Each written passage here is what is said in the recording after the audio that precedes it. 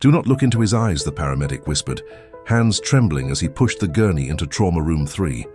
"We found him in the abandoned ward. He hasn't breathed in 3 hours." "But doctor," he won't stop blinking. Dr. Julian Vance didn't believe in medical miracles. To him, the human body was just a biological machine. But tonight, the machine on his operating table was breaking every known law of biology. The patient was a John Doe, late 20s, with no ID. According to the monitors, the man was legally dead. His heart rate was 0. His flatlined EKG cast a continuous haunting whine across the sterile room.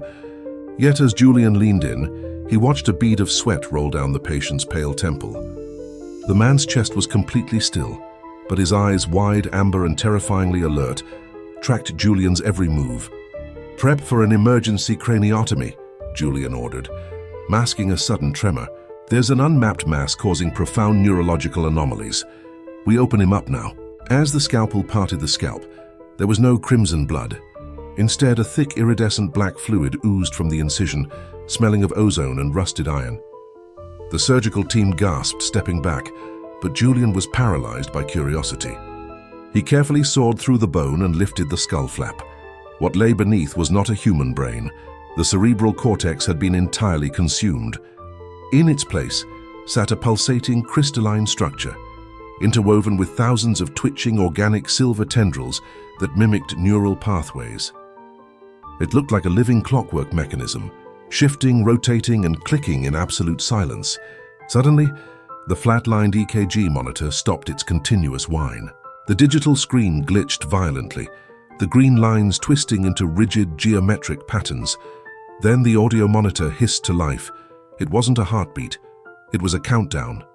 Tick, tick, tick. "Doctor, the room temperature," the head nurse whispered, teeth chattering. The air plummeted to freezing. The breath of the medical staff turned to white mist. Julian watched in horror as the silver tendrils inside the patient's skull began to reach outward, stretching into the open air like starved spiders searching for a new host. The John Doe's jaw unhinged with a sickening crack. A voice echoed directly inside the minds of everyone in the room, a dry scraping sound like rusted needles dragging across thoughts.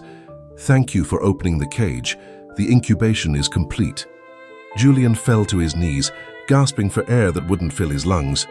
Beneath his latex gloves, he could see silver, fibrous veins pulsing beneath his skin, spreading rapidly toward his neck. He reached for his pulse, but there was nothing. No heartbeat.